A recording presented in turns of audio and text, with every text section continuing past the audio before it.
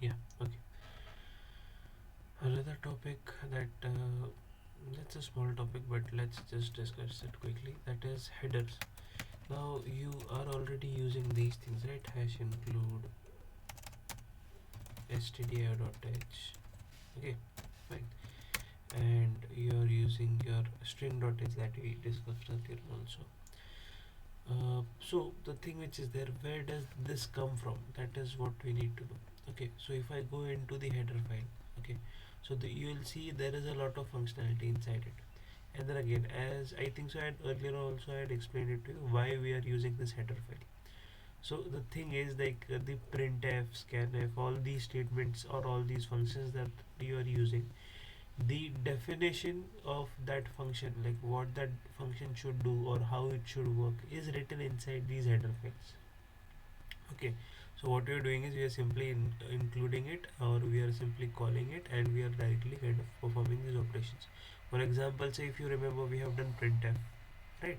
There's a thing called as fprintf that is related to file related operations. We will do it in the later on stages. Then we have scanf, fscanf, right? So these all things are, these are parameters are there available, right? Or these are functionalities are available.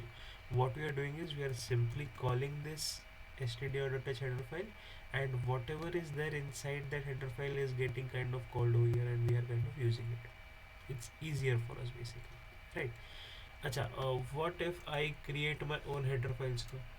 Okay, so what I'll do is simply I'll just take an older program, whatever we have. Suppose we had certain programs related to arrays. Okay, so let me just say open it real quick. My bad. Sorry, I'm under the weather today. So, fine. So earlier on we had, suppose say I think so we had this 2D array. Okay, we had this program. Okay, it's a simple program. We just accept a two-dimensional array, and I think so we display it. Yeah, I think so there is another thing for calculating as well. Okay, no worries. We have done some additional operation also. That's fine. Not an issue. Okay, so what I'll do is I'll take this function. Okay, I'll say and I'll copy the entire code. Okay, I'll paste it here. I don't need this header file or this program anymore.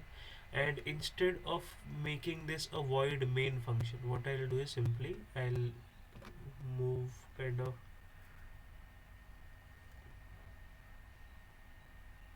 okay, I'll just say rename this function to add 2D array. Okay, fine, I'll name this thing to as add 2D array, and whatever I have done inside that is done. Okay, it's everything is there. Okay, and simply what I'll do is I'll save this file as a .h as a header file. Okay, fine, I save this as a header file. I'll say, suppose I'll name it array operations. I'll keep everything in small. Array ops dot h. Okay, fine, so it's a header file. I'll just say save it. Okay, now the thing is there, like what I'll do is simply I'll create a new program. Okay, and in this new program I won't even kind of give hash include stdio.h. I'll simply give hash include, and I'll say instead of instead of these angular brackets I'll have to give double quotes. Achha, why double quotes? Because this header file which is there, where is it saved in the system? Okay, it is saved inside this folder, current folder, where I am actually writing the program. Okay, where I am writing the second program as well. So where I'm going to save my second program as well, right? So if your header file is present in the same location of your where you are writing your main code, in that scenario you'll use double quotes.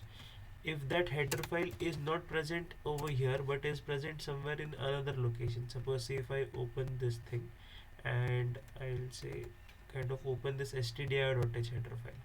Okay, so notice it is saved in kind of some other location. Okay, Fine. So if we, and this is kind of actually the system location where the system actually checks for the header files. Okay, where my dev C++ compiler checks for the header files. So if I'm saving my header file in that location, then I'll give angular brackets. But if I'm saving the header file in the same location where I'm saving the folder, I'll like where I'm saving this file now, I'll be giving in quotes, and I'll say array ops.h. Fine. I'll say void main. Okay, and inside void main I'll simply call this one function, that was array2d add. I'll simply copy it. Okay, fine. Come over here, paste it. Fine. I have just done this thing, and let's say compile this code.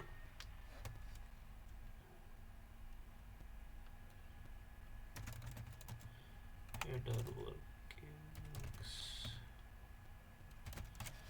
Okay, fine. So I am getting, I should be getting 0 error 0 warnings, but let's check. Yep, 0 error 0 warnings. And now when I run this code, okay, so if you notice, I have just written one single line of code, but still I am getting the entire functionality that I had created earlier on. Okay, so enter number of rows. Suppose I say 3 rows and 3 columns. Okay, I'll say enter the 8 data. Fine. So now enter the rows and columns for B. Suppose I'll say B has 3 rows and 2 columns. Okay, and I'll say give it only one value for all. Okay, fine.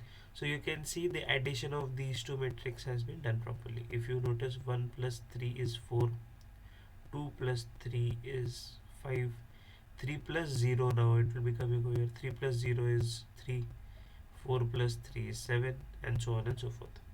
Okay, fine. So this is another advantage. Now then again, why do we need to use header files? That is also an important kind of thing that should come into your mind.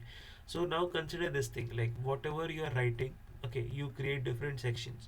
Now for example, say I tell you to write a program to create a car. Okay, now the car has different functionalities.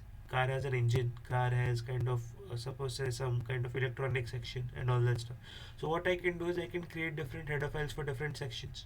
Suppose I name this section as suppose say engine. Now the engine might have some values that might change, right? So accordingly this will work. Suppose say there might be some other header file that will contain the electronic part, that will be, their coding will be different, so we'll create another header file. Then we'll create some main header file that will then we'll create a main C file that will include all those other header files, and we'll just call the functions from there. Simple as that. Okay.